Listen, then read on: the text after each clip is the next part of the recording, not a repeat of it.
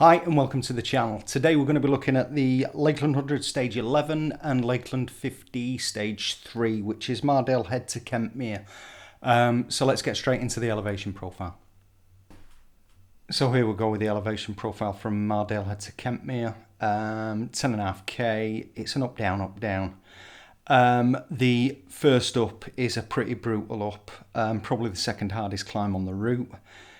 Descent down into Sadgill, as I said, be careful on this, but you can get some speed up if you're sure of your footing.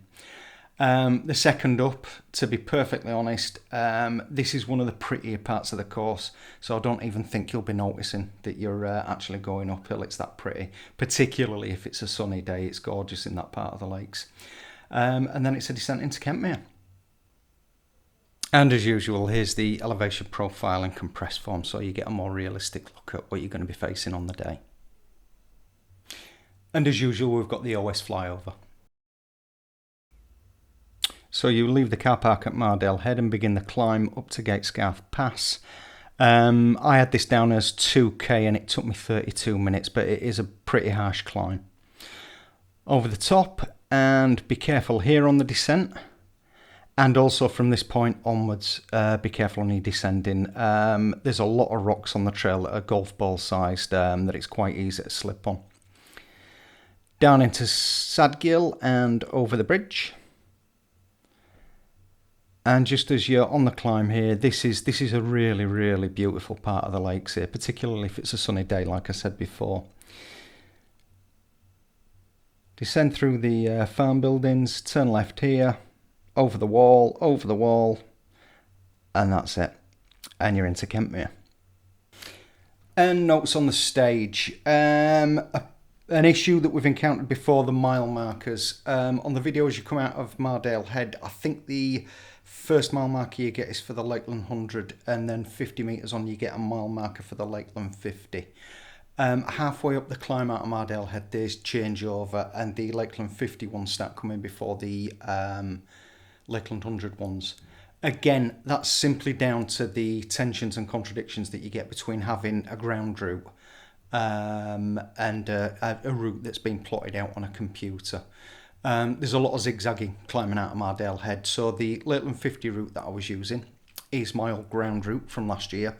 The Lakeland 100 route that I'm using for mile markers is the GPX that you download from the site. That's been it's been plotted on a laptop, and I think when you're doing something like that, I think you only get something like 2,000 waypoints, which over the course of a 105 mile route is not very many. So there are certain sections that you have to straight line if they're going in the general direction. You can't account for every little sort of like fluctuation in the path. The second point, the descent from Gatesgarth Pass down into Sadgill. It's a nice downhill, but the path has been laid with quite sizable stones. They're about snooker ball, golf ball sized. If you're going at speed down there, just be careful, because if you land on one incorrectly, you're going to go for a Burton like I did. And the last point to note is, after this, there are only 2 videos left. There's going to be Kentmere to Ambleside, and then last weekend I did Ambleside to Coniston in a oneer, so I'm going to do the video in a oneer as well. So that's it, let's get on with the video. Okay, this is Mardale Head. You will be coming in from that direction. You'll be coming along that opposite hillside, along where that wall is, over here and around these trees, and then down into here, and the checkpoint is going to be here in this car park here. It'll be, well, last year it was a couple of marquees, food, drinks, get in, get your food, get your water, and get out. And when you leave, it's in through that gate, and then it's back out through that gate, and you're going up behind those trees and up over to Kentmere. So I'll get the chest rig on now, do the route, and then we'll see what that looks like. All right.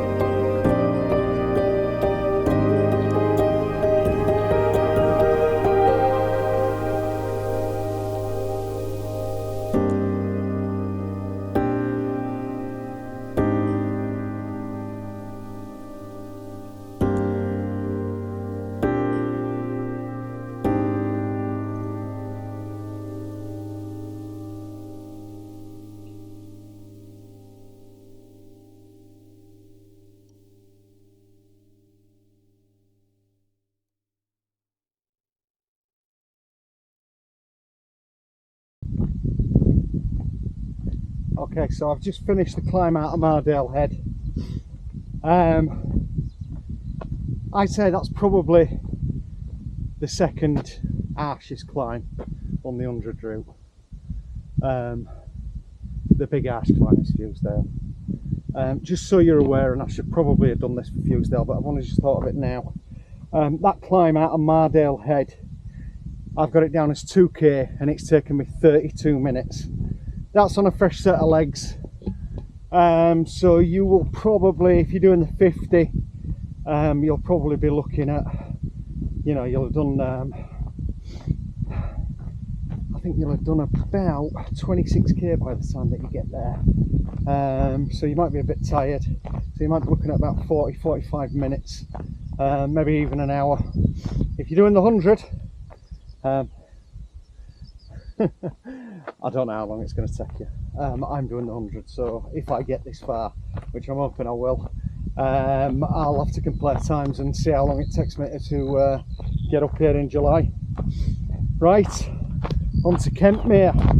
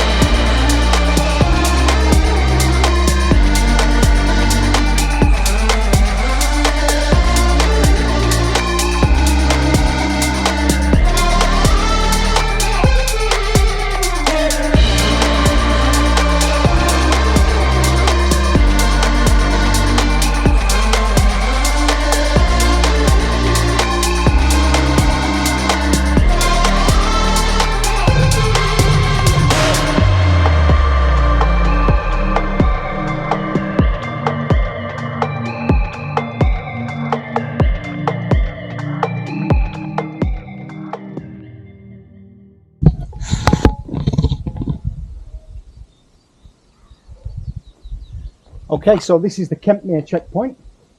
When I got here last week, they had a big inflatable arch here, a couple of tables either side, but the main checkpoint is in this hut.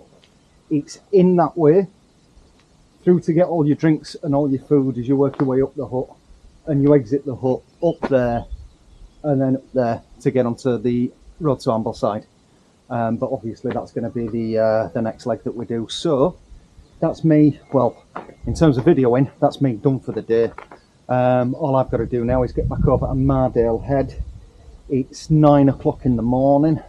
I think I might have time for a visit to Kong Sports, so I better get me, better have a dip into my savings account. I'll see you soon. Take care. Bye.